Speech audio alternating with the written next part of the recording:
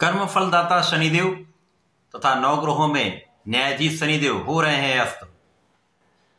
13 फरवरी को जब सूर्यदेव का राशि परिवर्तन होगा, सूर्य वर्तमान मकर राशि को छोड़कर शनिदेव के मूल त्रिकोण राशि कुंभ राशि में प्रवेश करेंगे। उसके पश्चात 17 फरवरी से शनिदेव अस्त अवस्था में चले जाएंगे। जब भी कोई ग्रह अस्त अवस्था में होता तो उसके कार्यकत्व के भाव में निर्बलता आ जाती। तो जब शनिदेव अस्त अवस्था में जाएंगे तो किस प्रकार का प्रभाव देने वाले। जय श्री गणेश, नमस्कार। मैं आचार्य संजय द्विवेदी। मेरे समस्त प्रबुद्ध दर्शकों का मेरे चैनल पर हार्दिक स्वागत है। आज मैं शनिदेव के अस्त अवस्था में जाने पर किस प्रकार का प्रभाव प्राप्त होने वाला है, किन भाव में निर्बलता आ सकती है, उसका क्या उपाय है जिससे आप इस अस्त अवस्था के काल में भी एक अच्छा लाभ प्राप्त कर पाए, संपूर्ण विश्लेषण लेकर मैं आपके सम्मुख उपस्थित हूं। अब चूंकि नवग्रहों में कर्म फलदाता शनिदेव है, जो कर्मों के अनुसार ही फल की प्राप्ति कराते हैं, न्याय के देवता हैं। शनिदेव को प्रसन्न रखने के लिए अथवा इस अस्त अवस्था में भी अच्छा लाभ लेने के लिए प्रत्येक व्यक्ति को अपने कार्य को निष्ठा से करना चाहिए, अपने पूर्ण परिश्रम से अपने कार्य को संपादित करना चाहिए, किसी कार्य को टालने से बचना चाहिए तथा आज का काम आज करना चाहिए। साथ ही साथ कभी किसी के साथ अन्याय ना करें, किसी को सताएं नहीं, तो किसी भी समय में कोई भी नकारात्मक प्रभाव आपको प्राप्त नहीं होगा। आज मैं धनु राशि के लिए शनिदेव के इस अस्त अवस्था का क्या प्रभाव मिलने वाला है, कौन सा भाव निर्बल हो सकता है, किस भाव में प्रबलता आ सकती है, कहां आप इतना लाभ ले पाएंगे अथवा कहां पर समस्या है, उसका क्या निवारण है, संपूर्ण विश्लेषण मैं पूर्ण तरीके के साथ करने जा रहा हूं। प्रिय दर्शकों, यह राशिफल आपके चंद्र राशि पर आधारित है, अर्थात आपकी जन्म कुंडली में यदि 9 नंबर में चंद्रमा है तो आपकी धनु राशि है। धनु राशि के लिए यदि हम स्थितियों का अवलोकन करें तो धनु राशि के स्वामी गुरुदेव बृहस्पति हैं, जहां पर गुरुदेव बृहस्पति तथा शनिदेव का आपसी संबंध समभाव में है, परंतु तात्कालिक मैत्री के भाव में होने के कारण यहाँ पर मित्रवत भाव उत्पन्न हो रहा है, जिसके कारण एक प्रबल स्थिति है। अब शनिदेव धनु राशि के लिए धन तथा पराक्रम के स्वामी है। धन तथा पराक्रम के स्वामी का गोचर पराक्रम के भाव में चल रहा है, जहां पर शनिदेव अत्यंत विशिष्ट अवस्था में शश नामक महाराज योग में है। सूर्यदेव का जब प्रवेश पराक्रम के भाव में होगा तो यहाँ पर शनिदेव के साथ इनकी युति का प्रभाव आरंभ होगा। 13 फरवरी को सूर्यदेव प्रवेश करेंगे तो शनिदेव पर अस्त अवस्था का प्रभाव प्रारंभ हो जाएगा। 17 फरवरी को शनिदेव पूर्ण रूप से अस्त अवस्था में चले जाएंगे, जहां पर लगभग 20 दिनों तक ये प्रभाव चलेगा। इस 20 दिन के अस्त काल में ये लगभग 1 माह का समय होगा। जब तक सूर्य रहेंगे तो कुछ ना कुछ प्रभाव रहेगा, परंतु 20 दिन का जो समय है ये विशेष होता है।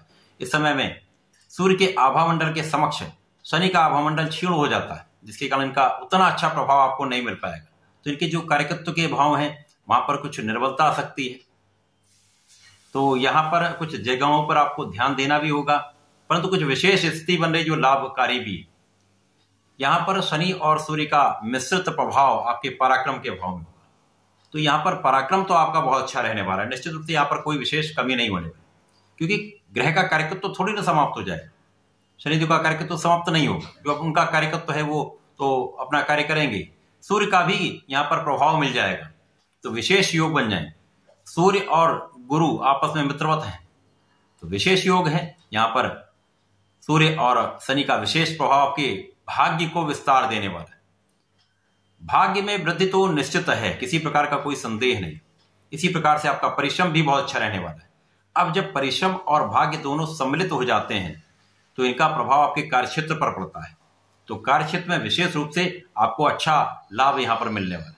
विशेष प्रगति का योग बन रहा है। कार्यक्षेत्र में आप लाभ भी लेंगे, कार्यक्षेत्र में आपका विस्तार भी होगा, व्यापार में विस्तार होगा, प्रोफेशन में एक अच्छा लाभ आप ले पाएंगे, कहीं कोई विशेष समस्या नहीं। केवल यहां पर आपको सामंजस्य बनाना होगा। यदि आप नौकरी करते हैं तो अपने सहकर्मियों के साथ सहयोग बनाकर चलें, उच्चाधिकारियों के साथ सामंजस्य बनाकर आपको चलना ही होगा। इसके साथ ही साथ धैर्य रखना होगा, कहीं पर किसी प्रकार के विवाद से बचना होगा।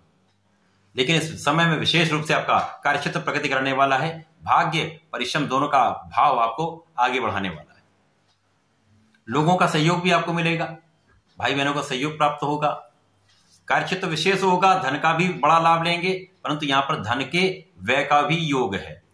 धन का व्यय भी होगा, क्योंकि शनिदेव का प्रभाव यहाँ पर कहीं ना कहीं व्यय की भी वृद्धि कर रहा है। तो व्यय बढ़ेगा, विदेश यात्राएं होंगी, यात्राओं से आपको लाभ मिलेगा, परंतु कुछ थकान की स्थिति भी बन सकती है। तो आपको अपने स्वास्थ्य का ध्यान रखना होगा, धन का अपव्यय रोकना होगा, अनवांटेड एक्सपेंडिचर से आपको बचना ही होगा, बिना कारण व्यय ना करें, क्योंकि धन संचय में समस्या आ सकती है। इस विशेष समय में धन संचय की समस्या तो आ सकती है। परिवार के बीच में आपको अपनी वाणी बहुत संयमित रखनी होगी, यहाँ पर इन पे आपको ध्यान देना हो। परिवार के बीच में वाणी को संयमित रखेंगे, सामंजस्य बना के चलेंगे तो परिवार का संपूर्ण सहयोग आपको मिलेगा, पारिवारिक संपत्ति से भी आपको लाभ मिलेगा।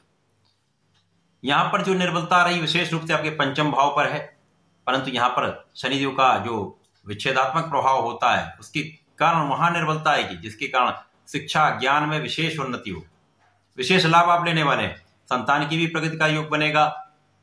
प्रेम के संबंध में ये समय बिल्कुल ठीक नहीं रहने वाला है। तो यहाँ पर शिक्षा ज्ञान का भाव कहीं कोई निर्बल नहीं होने वाला है, केवल आपको अपने आत्मबल को प्रबल करना होगा, कंसंट्रेशन के साथ आपको अपना कार्य करना होगा।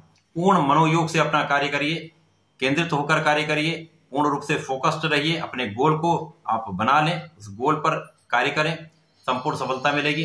इसके साथ ही साथ यहाँ पर आपको बहुत न्यायोचित रहना है, किसी के साथ अन्याय नहीं करना, अपने कार्य को पूरी निष्ठा के साथ करना होगा, ईमानदारी के साथ आप काम करेंगे तथा किसी के साथ आप अन्याय नहीं करेंगे, तो इस समय में विशेष प्रगति का योग बन रहा है। धनु राशि के लिए विशेष रूप से भाग्य, कर्म और परिश्रम विशेष लाभकारी है। तो इस पे आपको ध्यान देना होगा। यहाँ पर आप निरंतर प्रयास करते रहिए, परिश्रम करते रहिए, भाग्य का साथ मिलेगा, आप आगे बढ़ते चले जाएंगे। इस विशेष समय में धनुराशि के जातकों को नियमित रूप से भगवान सूर्यदेव को जल देना चाहिए।